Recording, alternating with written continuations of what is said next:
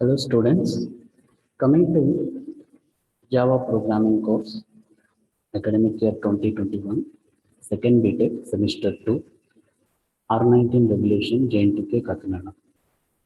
And coming to the first chapter of Unit 3, Arrays in Java. And today we are going to see the summary session of this chapter 1, Arrays in Java. And you know that we already covered this chapter 1 of Unit 3, Arrays in Java, in 5 videos.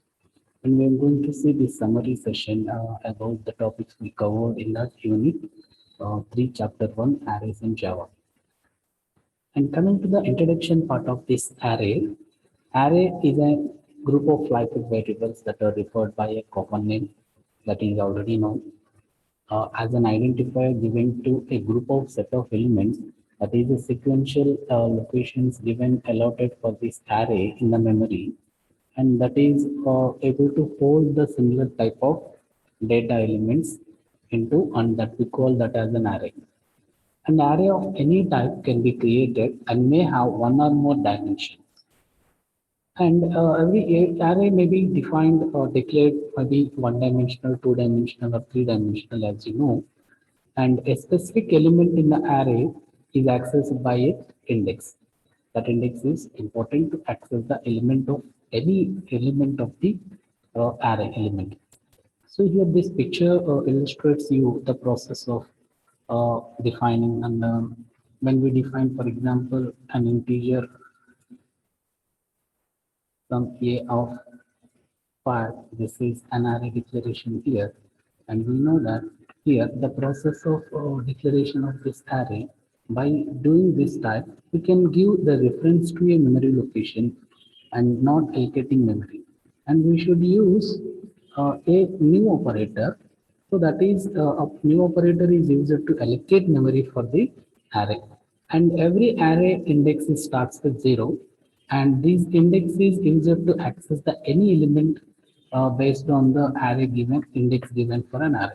For example, when you give a of 4, that it is nothing but that is a location you are accessing for this, and the value of that location is 200 will be accessed, right?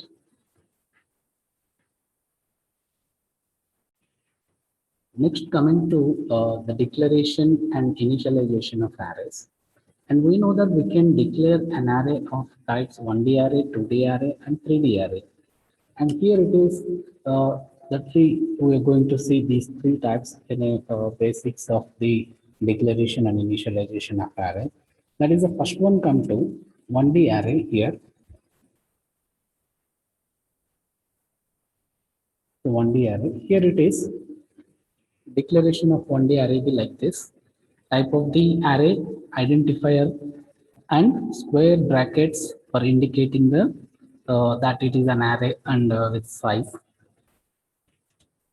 In alternate declaration also, the type of an array followed by square brackets and followed by identifier or nothing but the array name. This is an alternative declaration allowed in Java, right?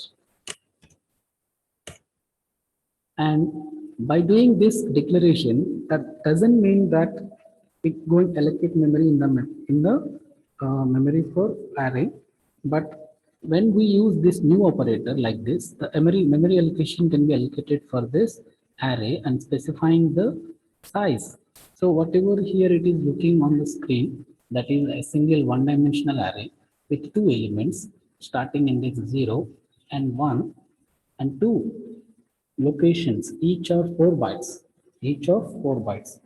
And this is the way of allocating memory for this array. Next one, initialization. So we can initialize a value to this array locations by specifying its index. This is one of the way of initializing arrays.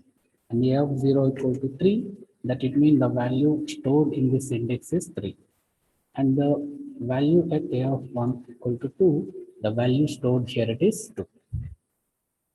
An alternative initialization, it is that we can give the direct values to this array like this, And this nothing but these two values are loaded into the two indexes positions. And here we are not using this statement also. No need of using this one. And we can directly use this type, and it indicates that the size of an array is two element, that is 4 bytes is two memory locations. And the first element in that array is 3 at index 0, and the second element is 2 at index 1. That's the way here it is shown in this position, right? Now coming to 2D arrays. So this is the declaration. 2D array means two dimensions. Here we specify the size of an array according to the rows and columns of a matrix. This two-dimensional array storing the elements into array is the way you can organize data in matrix format. Here the first set of square bracket indicating the row value here. This is row value, and as you all know that, and this one is the column representation. The row wise, this is row, row 1, row 2, and here it is column 1 and column 2 and column 3. So what is the size of this one? 2 by 3. 2 by 3. 2 rows, 3 columns. Got it? And we can declare this type. And alternative for this, the way we can use square brackets, set of these square brackets before the identifier or a name of an array, it is allowed in Java. And the way also you can separate this two-dimensional things. One is before identifier and one is after identifier. This is also a valid declaration of an array of type two-dimensional arrays. And memory allocation, you know that we can use new operator to allocate memory, specifying the size, and the first bracket indicating that row, the second one is 3, like this. Got it? And initialization, we can give the double index, row index as well as column index, right? 0, 0 indicating that 0 row, 0th column, 0 row, first column, 0 row, second column, like that. 1 row, 0 column, 1 row, 1 column, 1 row, second column. Like this, we can specify the indexes of row as well as column of this array individually. Then we can initialize the values like this. And this is an alternative allocation. Without using new operator also, we use this statement for allocating memory for two-dimensional arrays.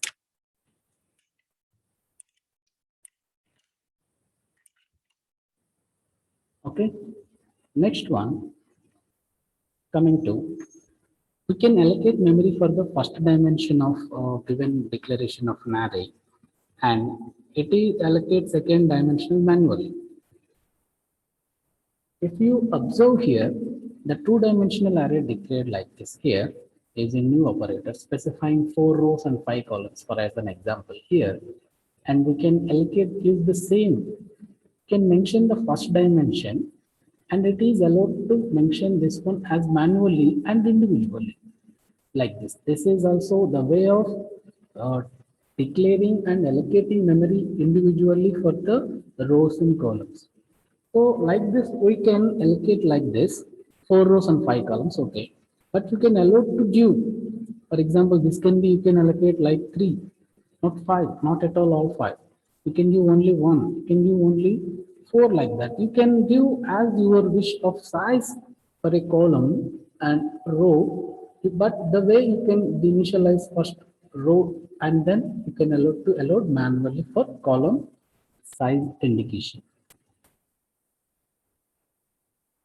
Next one,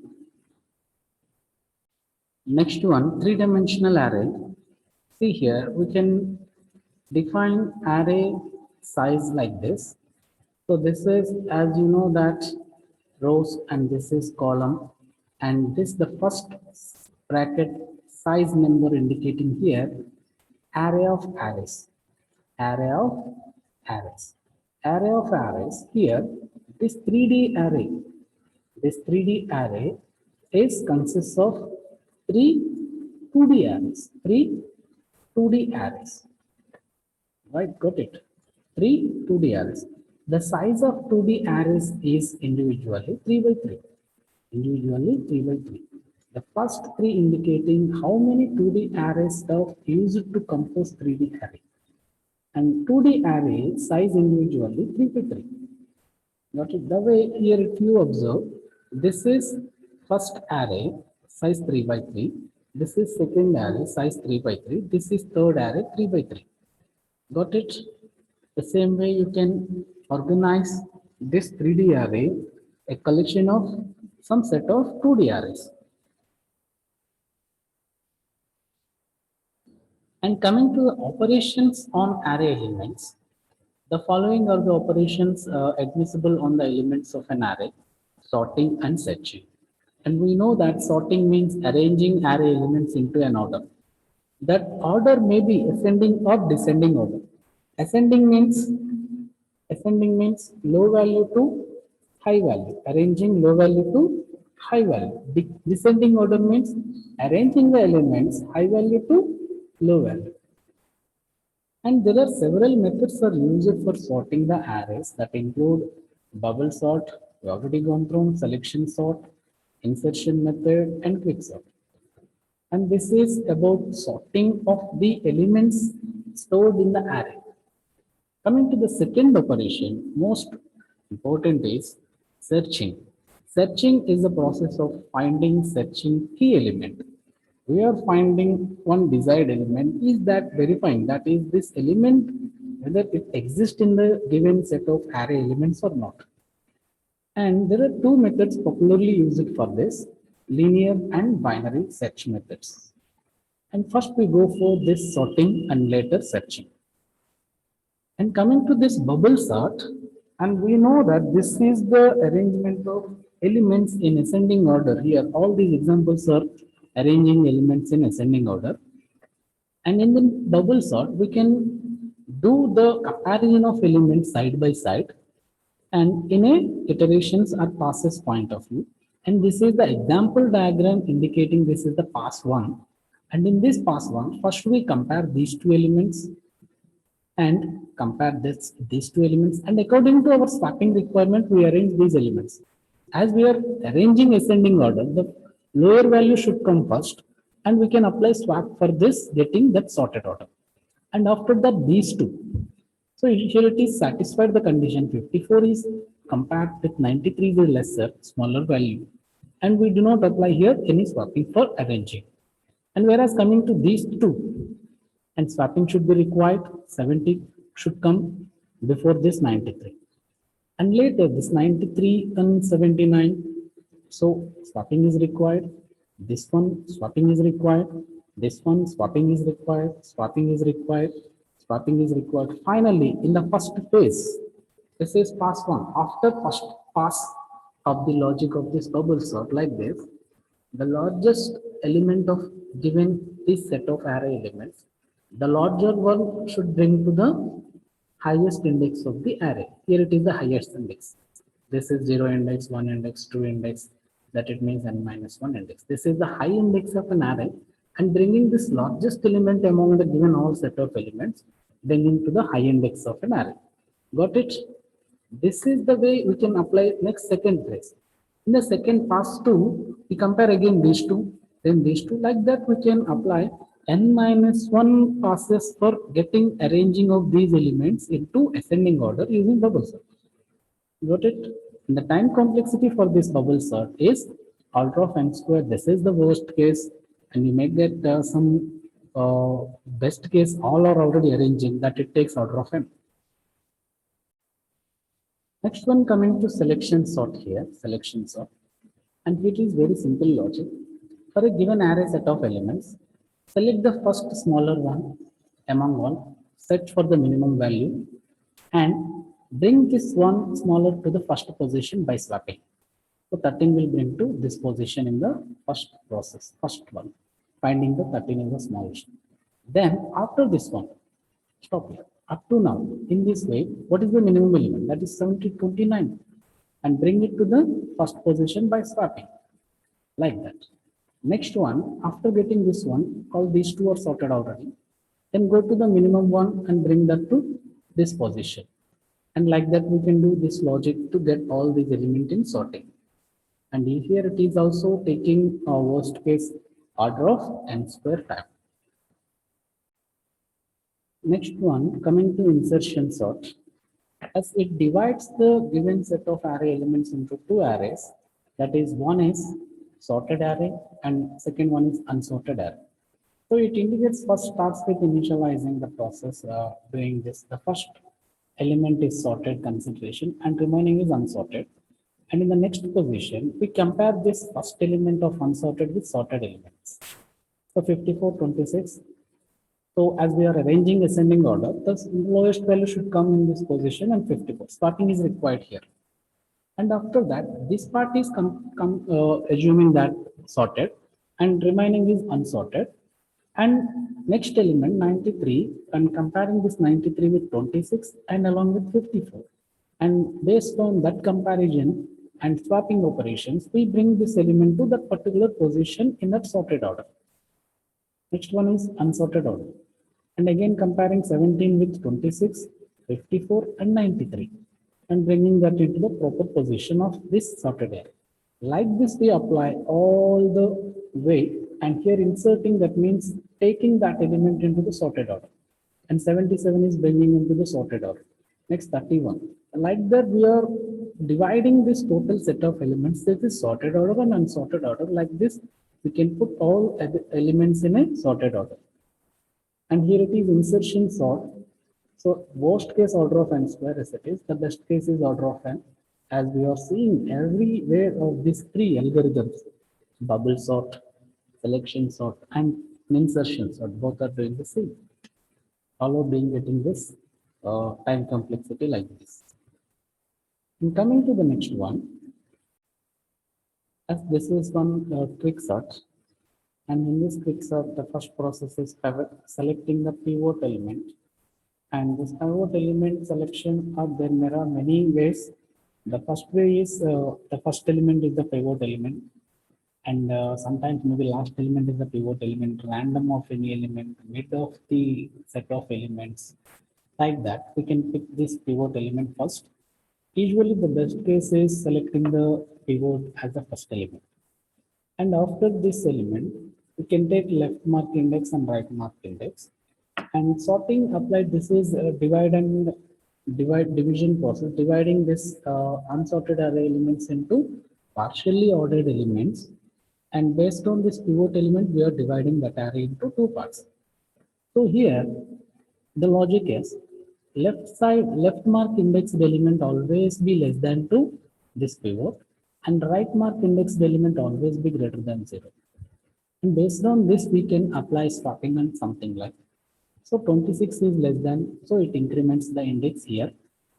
And 93, we are expecting lesser, but it is not.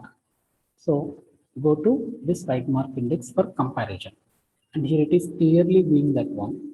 26 less than 54, move to right because this condition fails, right?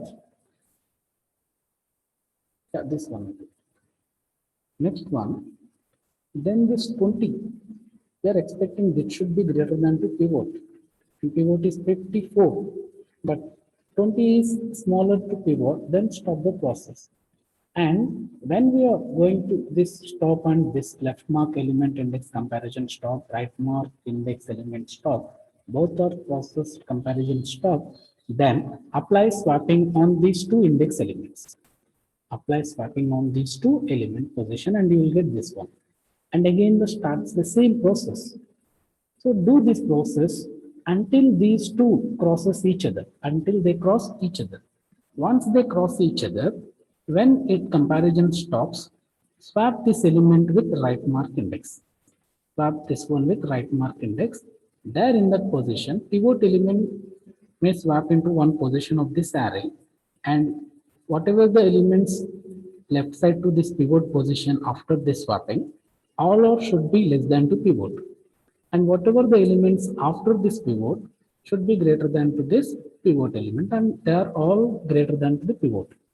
And like this, when we are just applying again quicksort for this sub array and again for this quicksort for this second array, the same process. And doing like this, we can get some best case is order of n log n is the time complexity, and the worst case it is order of n square. So these are the sorting operations applied on the elements of an array. And next coming to the searching process, and here it is, how it is going to be searched like this. Say here. So first it checks, coming to the sequential search, how comparisons it can take place. One by one element it goes to verify until it found the search element is going to be 37 here. What is the search element? 37 here. This one. So sequentially it's going to search for one. Like this one. When it is compared matching, thus it is successful. But whereas in binary search, it takes low index, high index, finding the mid value. And when it is compared with this mid value, it's greater, it go and search right side. Otherwise, it searches in left side. And if you do this one, just observe once again how this binary search is doing. And you know the process very well. And in this binary search, based on searching element, the low index, high index, and mid index values. So see this first one. It is low index 16, high index, mid value 18, not compared. So right side, go to 30, this mid value. And it is 37 less than, so left side, mid value, no greater than, that is mid value, right? That is successfully found. And coming to the other topics about this arrays is class array. So this is a class defined in the package java.util, and it contains some operations that are applicable to all primitive types as well as class objects. And here class array is declared as public class arrays extends object is an another class, and we'll see this one clearly in the inheritance chapter. And methods that are available in this class arrays, and these are the different methods.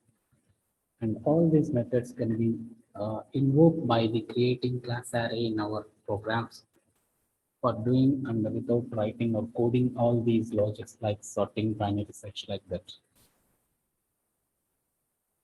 Next one, assigning array to another array. And it is possible in C and C++, but the only difference compared with C and C++ here, an array may be assigned to a whole another array of the same data type as it is possible. In this process, the second array identifier becomes reference to the first created array. When we create an array A, that it means in the memory, it got some part of memory is allocated for that. Got it? But whereas when we are creating second B and assigning an array index A reference to this B, that it mean of is there is no type of this object creating and separate memory is allocating for this. And this process entirely wrong. But this allowed in C++, but not this is not the process in Java. It simply creates another reference to the memory created for A matrix. And again, this memory reference B is assigned to the reference of memory location where this A is pointing in the memory or referring the memory location. So this is the one.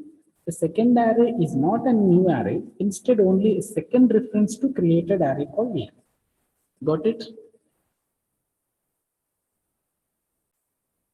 Next topic is dynamic change of array size as it is allowed in Java. Here the number of elements of an array may change during the execution of the program. But the only problem here it is whenever that we can allow to change. However, we can change the number of elements by dynamically retaining the array name same. But here the problem is the whole array is destroyed along with the all values that are initialized in that memory location. And whenever we create or change the size of an array, all that locations are filled with zeros. Here it is the declaration of like this. It means this array with size 5. But whenever we do this type of expression or instruction in our program, that it means we are allocating memory size dynamically in the program. Okay, it is allowed. But here, first initially whatever the values assigned in this memory, and completely these values will destroy, memory will destroy. and new memory is created. And whenever trying to put these elements, what the values we initialized after dynamic change in size, that all values are zeros, not these 1, 2, 3, 4 will completely destroy. Right? Got it? This is the concept called dynamic change of arrays.